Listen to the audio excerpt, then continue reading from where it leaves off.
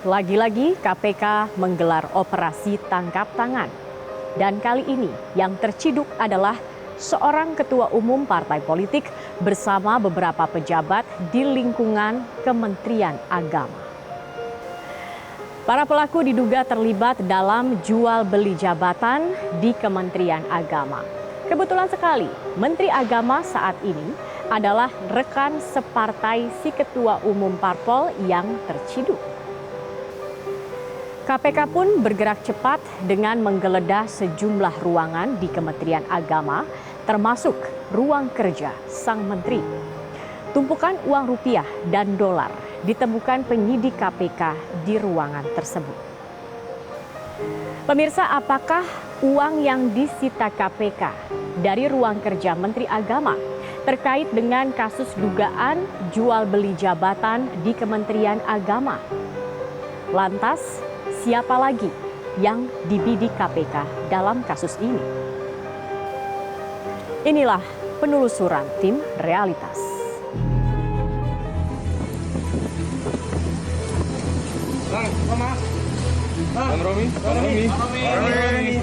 Bang Romi.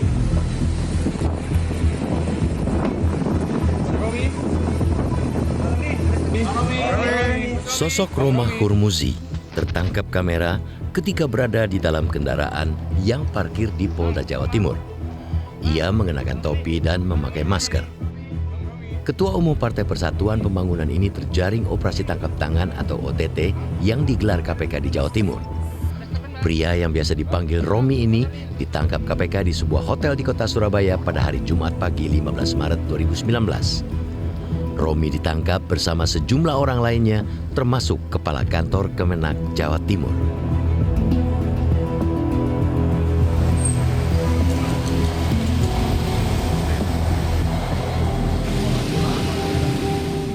Beginilah kondisi rumah Romi yang berada di Jalan Batu Ampar, Condet, Jakarta Timur pada hari Jumat ketika tersiar kabar penangkapan Ketua Umum P3 ini di kota Surabaya.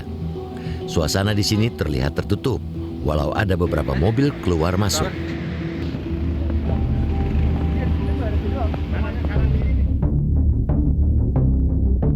Ketua Umum P3 yang juga anggota DPR RI periode 2014-2019 ini kemudian diterbangkan ke Jakarta bersama beberapa orang lainnya yang ikut diamankan.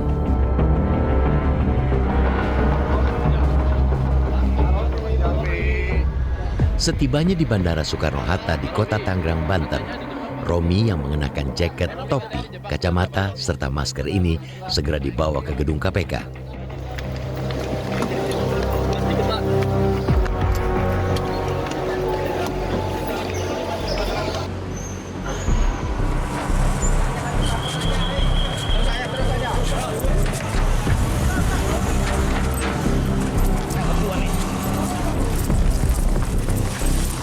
Sekitar pukul 8 malam waktu Indonesia Barat, mobil KPK yang membawa Romi tiba di gedung KPK.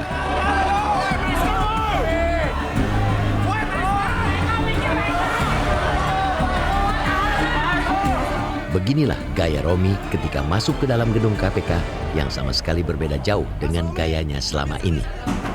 Kalau biasanya ia sangat akrab dan terbuka dengan media, maka kali ini Romi berusaha menutup diri serapat-rapatnya.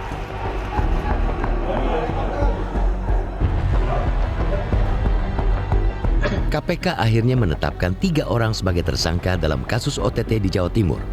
KPK menemukan bukti transaksi uang ke Romi untuk seleksi pengisian jabatan pimpinan tinggi di Kemenak. Dalam perkara ini diduga RMY bersama-sama dengan pihak Kementerian Agama RI menerima suap untuk mempengaruhi hasil seleksi jabatan pimpinan tinggi di Kementerian Agama RI, yakni Kepala Kantor Kementerian Agama Kabupaten Gresik dan Kepala Kantor Wilayah Kementerian Agama Provinsi Jawa Timur. KPK juga mengamankan uang total sekitar 156 juta rupiah dari sejumlah orang yang diamankan bersama sang Ketua Umum P3 ini. Ada satu titik krusial yang kami perhatikan terkait dengan pengisian jabatan ini, yaitu sebelumnya ada informasi yang diterima oleh pihak Kementerian Agama bahwa HRS namanya tidak masuk dan salah satu dari 3 nama yang akan diusulkan pada menteri. Padahal prosesnya hanya nama yang diusulkan itulah yang bisa dipilih salah satunya. Jadi dari 3 nama kemudian dipilih 1. Nah, ada pihak-pihak tertentu yang kami duga mengurus agar nama HRS tetap masuk di sana. Hari Sabtu siang, Romi akhirnya keluar dari gedung KPK dengan sudah mengenakan rompi tahanan. Tidak seperti sehari sebelumnya. Kali ini pria kelahiran tahun 1974 ini tidak lagi berusaha menghindari media, ia pun tidak pelit berbicara dan mengaku telah dijebak.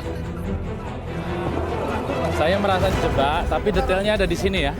Silakan dibagi aja. Romi juga membuat keterangan secara tertulis, seperti gambar berikut. Romi ditetapkan sebagai tersangka dalam perkara dugaan suap jual beli jabatan di Kementerian Agama bersama 2 tersangka lain. Keduanya adalah Haris Hasanuddin, Kepala Kantor Wilayah Kemenak Provinsi Jawa Timur, dan Muhammad Muafak Wirahadi, Kepala Kantor Kemenak Kabupaten Gresik. Sama pihak-pihak tertentu untuk tetap meloloskan HRS dalam proses seleksi jabatan tinggi di Kementerian Agama RI tersebut. Awal Maret 2019, HRS dilantik oleh Menteri Agama RI menjadi Kepala Kanwil Kementerian Agama di Jawa Timur. Tertangkapnya Romi dalam kasus dugaan suap yang nilainya sebenarnya tidak seberapa untuk ukuran seorang ketua umum partai mengejutkan para koleganya di Partai Persatuan Pembangunan. Saya kaget tentu, ya. Saya kebetulan memang ditelepon juga oleh salah seorang teman di PW Jawa Timur yang kebetulan ada di lokasi, ya. Kemudian saya bertelepon kepada tokoh-tokoh P3 yang lainnya, termasuk Pak Soeharto. Dan apa reaksi Pak Soeharto? Beliau menangis, ya, menangis terseduh-seduh karena kaget, tidak pernah menyangka bahwa itu akan terjadi pada Mas Romi, Ketua Umum P3, ya. Tapi ya itulah faktanya terjadi. Siapa sangka karir Romi yang selama ini dikenal sebagai seorang politikus muda yang pintar dan berkelas akhirnya terperosok ke kubangan suap. Kursi Ketua Umum P3 pun langsung lepas dari genggamannya. Partai berlambang Ka'bah ini pun segera memutuskan pengganti Romi di posisi orang nomor 1. Ini adalah ruang saya, kesempatan yang luar biasa. Di tengah-tengah perkara seperti ini, saya diberi mandat. Meskipun mungkin sekejap, tapi mudah-mudahan saya bisa memberikan yang terbaik. Penyidik bergerak cepat begitu menggelar operasi tangkap tangan di Jawa Timur yang salah satunya menjerat Ketua Umum Partai Persatuan Pembangunan, Romah Hurmuzi. Sejumlah tempat digeledah KPK, termasuk ruang kerja Menteri Agama, Lukman Hakim Saifuddin, yang juga adalah kader P3. Apa saja yang ditemukan penyidik dari penggeledahan ini? Realitas segera kembali.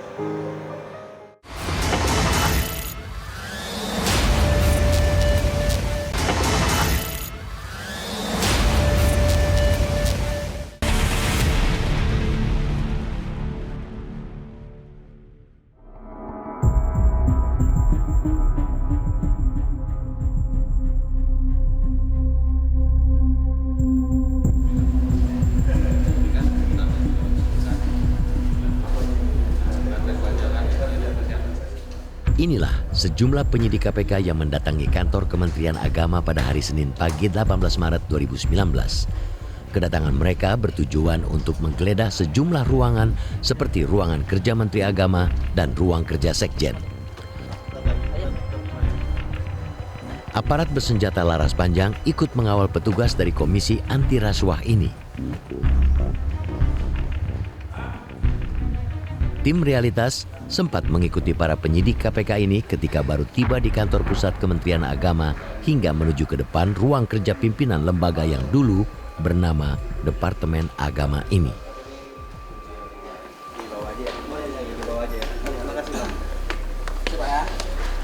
Namun, sesaat kemudian, aparat meminta tim realitas untuk menjauh dari lantai 2, tempat petugas KPK melakukan penggeledahan.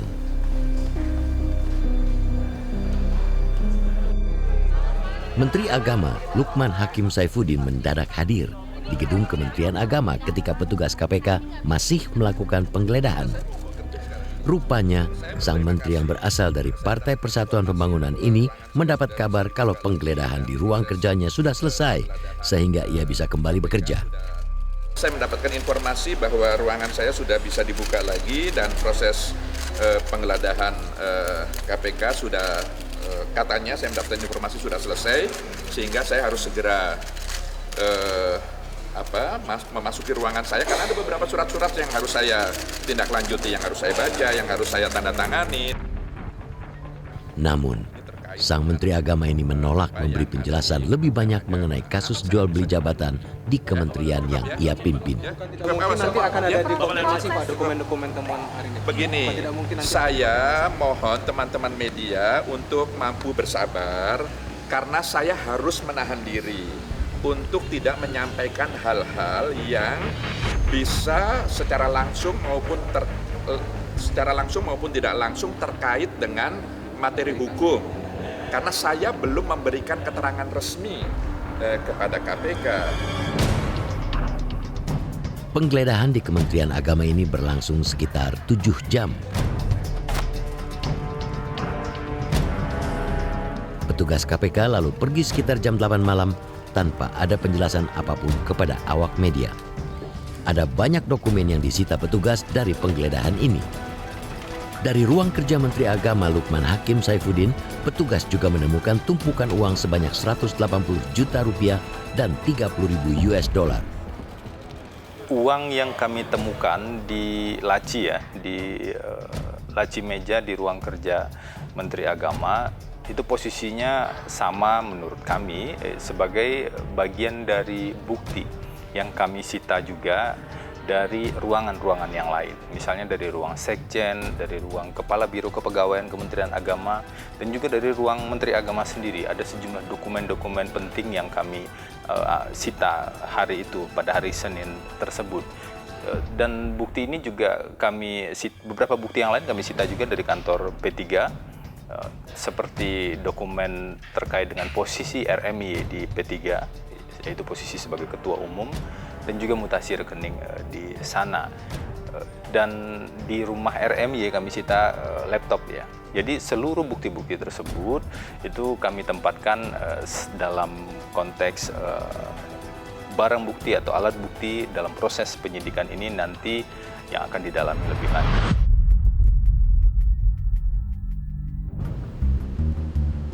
Lukman Hakim Saifuddin tercatat menjadi salah satu pejabat yang selama ini sangat rajin mengembalikan uang suap dan uang gratifikasi ke KPK. Sejak menjadi Menteri Agama, Lukman Hakim sedikitnya sudah mengembalikan sekitar 20 miliar rupiah kepada KPK. Besarnya jumlah ini membuat Lukman masuk dalam deretan 3 besar pejabat yang paling sering banyak mengembalikan uang suap dan gratifikasi.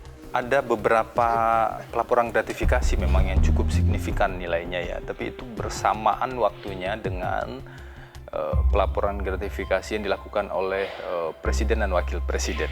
Jadi pada saat itu sejumlah pejabat menerima merchandise ya, tapi dalam bentuk perhiasan dan permata dari salah satu tamu kenegaraan ya, karena nilainya sangat signifikan dan juga cenderamata tersebut kalau dalam konteks hanya pertukaran cenderamata kan nilainya sebenarnya tidak sesignifikan itu ya, bisa sampai puluhan miliar rupiah. Itu sudah dilaporkan ke KPK dan itu kami proses dan kami tetapkan sebagai milik negara. Penyidik KPK juga bergerak cepat ke tempat lain untuk mencari bukti-bukti tambahan kasus dugaan jual beli jabatan di Kementerian Agama. KPK menggeledah kediaman Ketua Umum P3 ini di kawasan Condet, Jakarta Timur. Sejumlah barang bukti disita, termasuk laptop.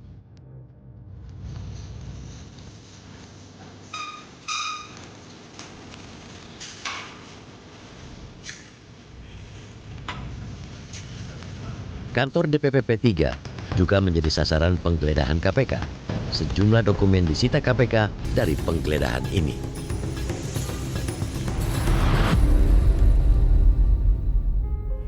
Sekjen Kementerian Agama Nurholis Setiawan sempat dikabarkan ikut diamankan KPK terkait OTT di Jawa Timur.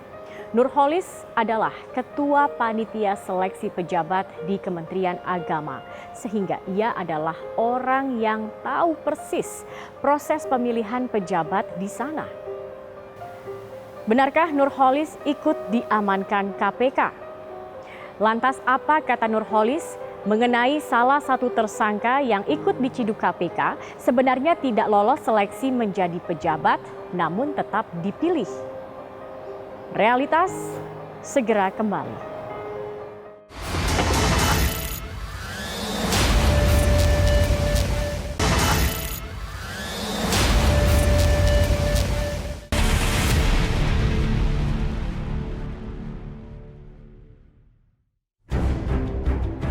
Hari Jumat malam, tanggal 15 Maret 2019, sebuah mobil berplat nomor pejabat dihadang petugas ketika hendak masuk ke area dalam gedung Komisi Pemberantasan Korupsi.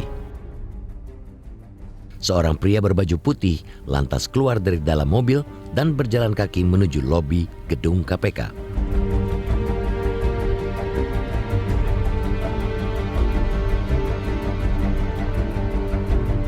Tidak banyak yang mengetahui kalau pria ini adalah Nurholis Setiawan yang sehari-hari menjabat sebagai Sekretaris Jenderal Kementerian Agama. Nurholis tiba di gedung KPK hanya beberapa menit sebelum Ketua Umum P3 bersama beberapa orang lain yang terjaring OTT di Jawa Timur tiba di KPK. Selang beberapa saat setelah Nurholis naik ke lantai 2 gedung KPK yang biasa digunakan untuk pemeriksaan saksi dan tersangka, Romi pun tiba di KPK. Sempat muncul kabar kalau KPK ikut mengamankan Nurholis bersama sejumlah orang yang terkena OTT. Apalagi Nurholis tidak keluar hingga Sabtu dini hari. Ada 7 orang yang diklarifikasi malam itu.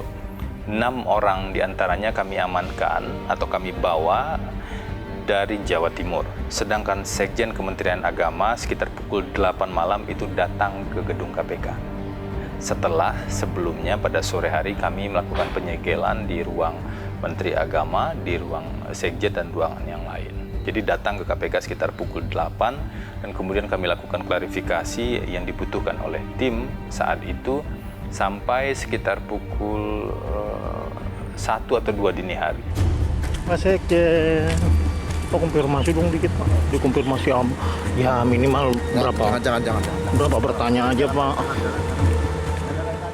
Usai sekitar 7 jam menjalani pemeriksaan, Sekjen Kementerian Agama Nurholis Setiawan akhirnya meninggalkan gedung KPK pada hari Sabtu menjelang subuh. Tidak ada penjelasan apapun yang disampaikan Nurholis saat berjalan kaki menuju tempat parkir kendaraannya. Justru pengawal Nurholis yang berusaha menghalang-halangi kamera awak media yang terus mengikuti Sekjen Kemenak ini berjalan. Sempat dikonfirmasi data yang disita KPK ya Pak ya? Posisinya sebagai sekjen membuat Nurholis punya peran penting dalam proses pengisian jabatan di lingkungan Kementerian Agama. Inilah yang membuat KPK sangat memerlukan keterangan dari pria ini. Belakangan, KPK juga menggeledah ruang kerja Nurholis. Namun, hingga masuk ke dalam mobil, Sekjen Kemenak ini tetap memilih bungkam. Ada sejumlah pejabat di Kementerian Agama yang tentu mengetahui bagaimana proses seleksi ini terjadi sejak awal dan itu perlu kami tanya, perlu kami klarifikasi.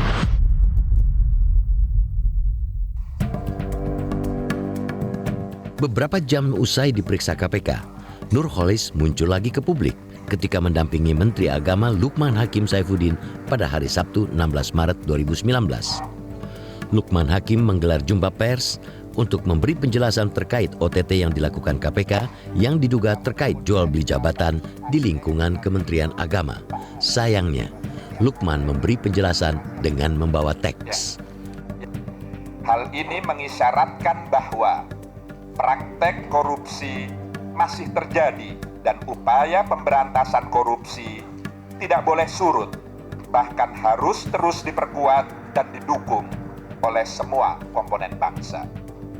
Keprihatinan, kekecewaan, kesedihan, dan kemarahan atas peristiwa OTT tersebut tentu dirasakan lebih dalam dan lebih hebat bagi kami di jajaran Kementerian Agama. Nurholis mengaku diperiksa KPK seputar proses seleksi pejabat di lingkungan Kementerian Agama. Intinya adalah tentu lebih banyak menanyakan tentang proses di dalam seleksi itu dari awal sampai akhir, dan sudah saya jelaskan semuanya kepada mereka. Nurholis kembali muncul usai KPK menggeledah beberapa ruangan di Kementerian Agama pada hari Senin 18 Maret 2019. Ketua Panitia Seleksi Pengisian Jabatan di lingkungan Kementerian Agama ini kembali menegaskan sudah bekerja sesuai aturan dalam pengisian jabatan. Kepala Kantor Wilayah Kemenak Provinsi Jawa Timur Haris Hasanuddin dan Kepala Kantor Kemenak Kabupaten Gresik Muhammad Muafak Wirahadi yang ikut diciduk KPK bersama Ketua Umum P3 Roma Hurmuzi kabarnya tidak lolos seleksi menjadi pejabat, namun ternyata dipilih juga. Kabar ini juga yang akhirnya mengungkap kalau ada jual beli jabatan di Kementerian Agama. KPK kan menyebut kalau Haris ini kan tidak lolos seleksi tersebut. Ya itu biar nantilah karena kan bukti-bukti sudah dikumpulkan sama KPK, nanti biar kemudian menjadi ranah KPK. Kami hanya menyampaikan informasi secara global terkait dengan proses perjalanan dari seleksi jabatan tinggi media dan pratama di Kementerian Agama. Sebab saya sebagai ketua panitia sehingga tentu tahu bagaimana mekanisme itu berjalan. Kementerian Agama sudah sejak lama menjadi sorotan. Tentu saja, perhatian yang tidak mengenakan. Beragam kasus korupsi terungkap di kementerian yang mengurusi persoalan agama ini. Sudah ada 2 menterinya yang masuk penjara gara-gara kasus korupsi. Belum lagi kasus lain yang melibatkan para pejabatnya. Dan kali ini muncul lagi kasus dugaan jual beli jabatan. Kasus ini juga menjadi bukti kalau praktik perdagangan pengaruh masih dilakukan oleh petinggi partai politik di negeri ini. Karena nyatanya Roma Hurmuzi yang juga seorang ketua umum partai politik ini sejatinya tidak memiliki kewenangan di Kementerian Agama. Saya Zakia Arfan bersama tim Realitas. Sampai jumpa.